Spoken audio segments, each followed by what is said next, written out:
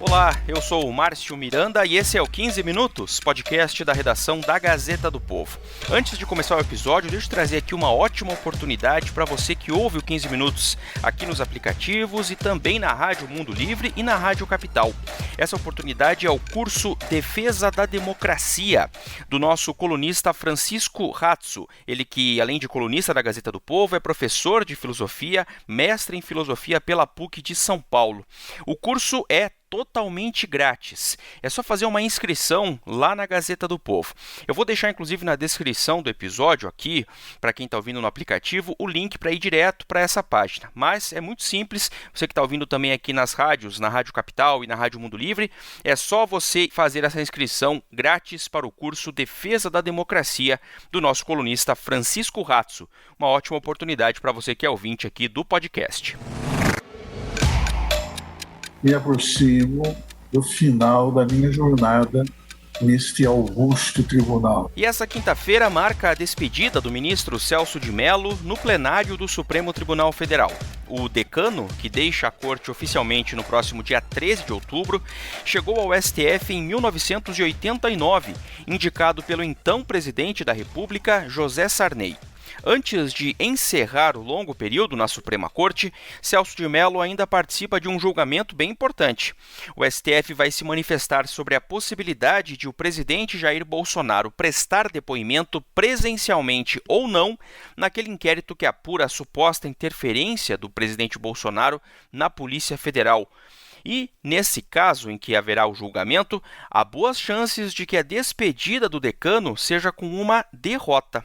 Por que isso pode acontecer e o que dá para esperar desse momento final do ministro Celso de Mello? São estes os temas desse episódio aqui do podcast 15 Minutos. O meu convidado, mais uma vez, é o Wilson Lima, ele que acompanha de Brasília toda a movimentação no STF.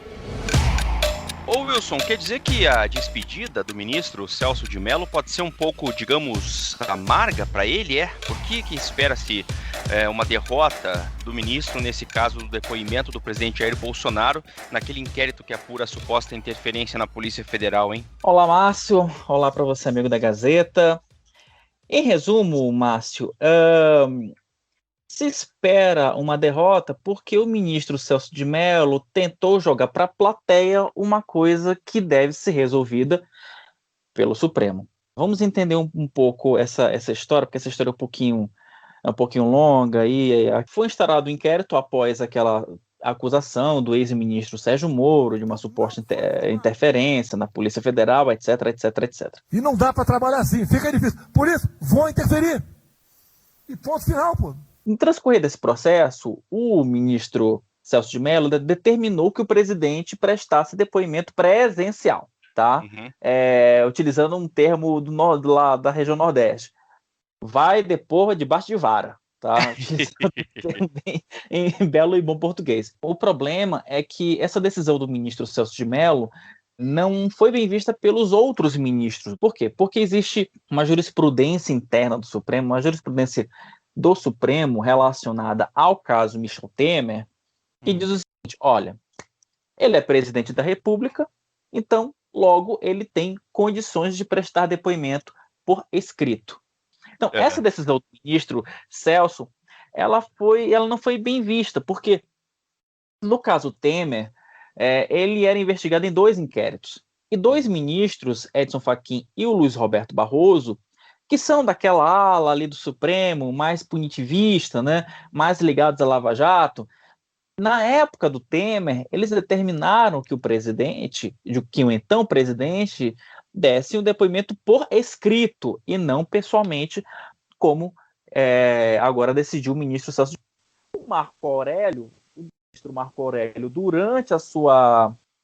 durante o período em que o ministro Celso de Mello estava de licença médica, disse o seguinte: olha, eu não vou entrar no mérito desse caso, porém, esse caso precisa ficar suspenso até uma análise do plenário. Ponto. Então, diante do impasse, o que aconteceu? O primeiro-ministro Marco Aurélio pediu que esse caso fosse analisado pelo plenário virtual, ou seja, cada ministro colocaria seu voto no sistema, e aí e aí você não teria um embate direto, você não teria o debate dos ministros, e Só que o que fez o Celso? Ele pediu para o ministro Luiz Fux para que houvesse o julgamento em plenário, ou seja, com os ministros cara a cara, ali, mesmo que seja por videoconferência, para debater essa questão. Então, assim, primeiro que esse pedido do Celso já criou um constrangimento para os demais ministros. E segundo, e pelo que se fala na corte, muito provavelmente a maioria deve ter um entendimento totalmente contrário do ministro Celso de Mello. Então, assim, Márcio, o que se espera neste momento que a gente está falando aqui por 15 minutos, né? Isso não necessariamente isso vai acontecer, porque, amigo, cabeça de juiz ninguém entende, né? Se no futebol, né? Só fazendo um pequeno parêntese, né? Se no futebol, com o VAR, com o árbitro, tá tudo a juiz pensa outra coisa, imagina no Supremo, né? Então, a gente não dá para querer descobrir de antemão, né? Pode mudar muita coisa na cabeça de juiz. Exatamente, pode mudar muita coisa na cabeça de juiz. Então, o que se imagina é que outros ministros tenham um entendimento totalmente diferente do ministro Celso de Mello. Quais são? Eu citei 2, por causa da jurisprudência, né? E você tem pelo menos os ministros Ricardo Lewandowski, Dias Toffoli e o ministro Gilmar Mendes, que também teria esse entendimento, porque ali é uma interpretação do Código Penal, em que prevê que o presidente da República ele tem essa prerrogativa de prestar depoimento por escrito. Só que o entendimento do ministro Celso de Mello foi que não, esse inciso do Código Penal ele não autoriza o presidente a prestar depoimento em inquéritos que estão tramitando contra ele no Supremo Tribunal Federal. Então, você tem essa pequena diferença. Aquela vírgula, sabe? Aquela vírgula no contrato que tem criado essa divergência de opinião no Supremo. Então, juntando esses 5, mais o ministro Marco Aurélio, que já antecipou o voto na semana passada, também sendo a favor do depoimento por escrito e não presencial, já se imagina que se tem uma maioria ali para que, de fato, o presidente Jair Bolsonaro preste depoimento por escrito e não presencialmente. Eu queria voltar a um ponto que você citou aí, Wilson, sobre esse julgamento, esse último, né, julgamento aí do qual vai participar o ministro Celso de Mello. Ele deveria ocorrer, nesse caso do depoimento do presidente Bolsonaro, no chamado plenário virtual do STF, mas aí você mesmo citou que o ministro Celso de Mello pediu que o processo fosse analisado no plenário mesmo. Claro que no momento, por causa da pandemia, por videoconferência, né? E não no plenário virtual. Até para a gente entender um pouco como é que funciona o STF, qual que é a diferença nesses 2 casos e por que o ministro Celso de Mello, então, teria optado por essa mudança aí, por pedir para que fosse para o plenário e não no plenário virtual, hein, Wilson? Márcio, foi uma mudança tática. Tá? É engraçado porque por mais que os próprios ministros do Supremo falem ou publicamente, ou até mesmo nos bastidores, né, que processo não tem capa, que eles julgam olhando o processo e não para a opinião pública, vez por outra existe essa tentativa de influenciar o julgamento a partir da opinião pública. Então, só para a gente entender, o julgamento virtual, como é que ele funciona? O ministro pede a pauta e aí começa a iniciar esse julgamento. Os ministros colocam no sistema do Supremo, no sistema eletrônico do sistema eletrônico do Supremo, os seus respectivos votos. Por essa razão, não existe o debate entre os ministros, né? Não existe a troca de ideias. Então, cada um colocando seu voto e aí ganha quem ganha por maioria, quem tiver mais votos, etc. No plenário presencial, que hoje é semipresencial, né, porque você tem o presidente no plenário e os demais por videoconferência, há o debate de ideias, há o cara a cara, né, face to face. Então, por conta disso, e esses julgamentos do plenário normal são transmitidos pela TV Justiça, são transmitidos ao vivo, né? Isso, inclusive, foi alvo de várias críticas a advogados, porque eles acreditam que os ministros do Supremo são influenciados aí pelo fato de estarem sendo transmitidos, né, de estarem sendo assistidos ao vivo durante alguns julgamentos. Então, por conta disso, Vez por outra, os ministros utilizam essa tática de jogar para o plenário para ver se há uma comoção da opinião pública e que isso possa influenciar esse tipo de resultado. Então, esse foi o raciocínio do ministro Celso de Mello. Dificilmente deve ocorrer aí uma mudança no entendimento dos demais ministros. Até porque, nesse momento, Márcio, a opinião pública, nesse caso específico, está jogando contra o ministro Celso de Mello. É verdade. Pelo que você percebe ali nas redes, até mesmo apoiadores ou adversários do presidente, eles tendem ali a falar, olha, realmente o presidente tem a prerrogativa de prestar depoimento por escrito, mesmo ele sendo investigado.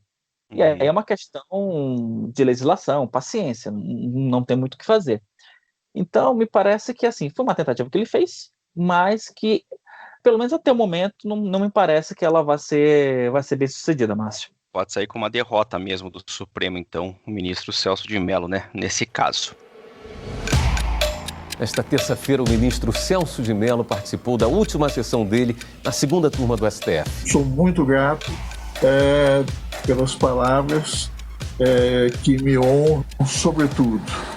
E me despeço com um adeus dessa colenda segunda turma. Obrigado. Ô Wilson, duas perguntas em uma aqui para a gente fechar. A saída do ministro Celso de Mello representa uma perda importante para a chamada ala garantista do Supremo, né? Eu queria que você relembrasse alguns momentos em que esse chamado garantismo do ministro foi alvo de críticas, né? Por supostamente ser interpretado aí como uma certa complacência com a corrupção. E já emendo a outra pergunta. Do que já se sabe até agora sobre o polêmico, o futuro, talvez, ministro Cássio Nunes Marques, né, o indicado pelo presidente Bolsonaro, ele é dessa linha mais garantista, como o Celso de Mello, ou não, hein, Wilson? Márcio, eu vou começar pelo fim, tá?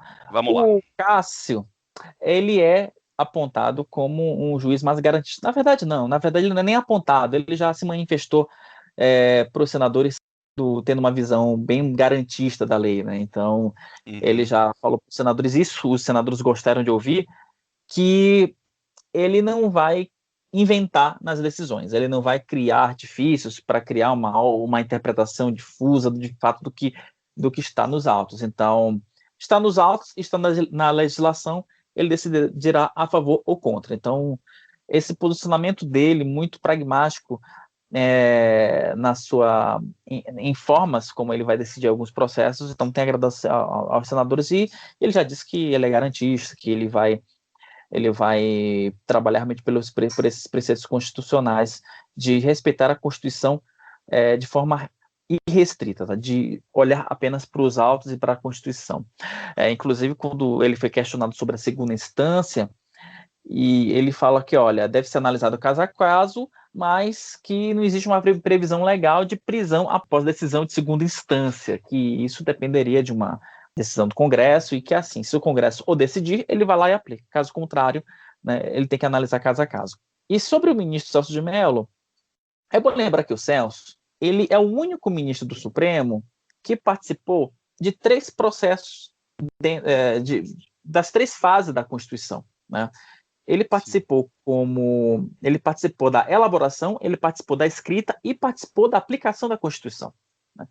Por isso que ele é tão reverenciado ali. Então, ele, como ouvidor-geral da República, na verdade, o cargo não é bem ouvidor-geral da República, na verdade, é consultor-geral da República, tá? Ali na época do governo Sarney, então ele ajudou ali aos constituintes a elaborar a Constituição. E a Constituição tem uma diferença, e é engraçado, porque a gente fala isso muito de texto, né, Márcio? Tem uma diferença entre aquilo que está escrito e aquilo que o constituinte queria que fosse interpretado, né? Então, o ministro Celso de Mello, ele é o único que ele consegue abranger esses 3 universos, né, melhor dizendo. E por conta disso, ele é muito criticado, porque o fato dele ser garantista, dele ter uma visão de que a pessoa só pode ir para a cadeia se tiver provas cabais de que ele cometeu de fato um crime, de fato é confundido com uma certa complacência com crime de corrupção. E eu vou citar basicamente 3 casos que são simbólicos nesse garantismo do Celso de Mello. O primeiro, vamos voltar a 1994, caso do nosso grande ex-presidente Fernando Collor de Mello, aquele que confiscou a poupança, né? Na época, o caso do Collor de Mello foi para o Supremo, e o Supremo entendeu que ele não deveria ser condenado pelo crime de corrupção passiva, porque não existia o tal do ato de ofício. O que é o ato de ofício? Trocando bem em miúdos, tá? É basicamente o seguinte, é quando um gestor público recebe uma vantagem devida e existe uma determinação ali, alguma deliberação do gestor público em favor do cara que lhe pagou essa vantagem devida. Assim, por exemplo, eu sou um gestor de obras, eu recebo uma grana de uma empreiteira e eu vou lá e crio uma obra só para beneficiar aquela empreiteira. Em linhas gerais é isso. Uhum. Então, primeiro caso. Segundo caso, 2013, julgamento do mensalão, prerrogativa do Supremo ter embargos infringentes ou não. O que é isso? É uma possibilidade de um novo julgamento quando o placar era apertado. O Celso de Mello foi o voto decisivo daquele julgamento. Por decisão dele, vários mensaleiros tiveram a oportunidade de ter um outro julgamento. E mais recentemente, prisão em segunda instância. Ano passado, o julgamento no Supremo, ele foi um dos juízes que entendeu que, de fato, não era que você precisaria se esgotar todos os recursos para você ter a decretação da prisão após a decisão de segunda instância. Antes desse momento, cabe advertir, cumpre insistir, o Estado não pode tratar os indiciados ou os réus como se culpados já fossem. Essas acho que são os três mais simbólicos desse garantismo que é tão criticado dentro do Supremo, Márcio. Obrigado, Wilson. Até a próxima. Até a próxima. Fiquem com Deus e cuidem-se bem. Ponto final aqui nesse episódio do 15 Minutos, podcast da redação da Gazeta do Povo. Durante o episódio de hoje, você ouviu trechos de reportagens que foram veiculadas pela TV Justiça. Eu lembro que o 15 Minutos conta com a Maria Escrocaro e a Jennifer Ribeiro na produção, a montagem é do Leonardo Bestloff e a direção de conteúdo do Rodrigo Fernandes. Eu sou o Márcio Miranda e agradeço muito a sua companhia. Até mais!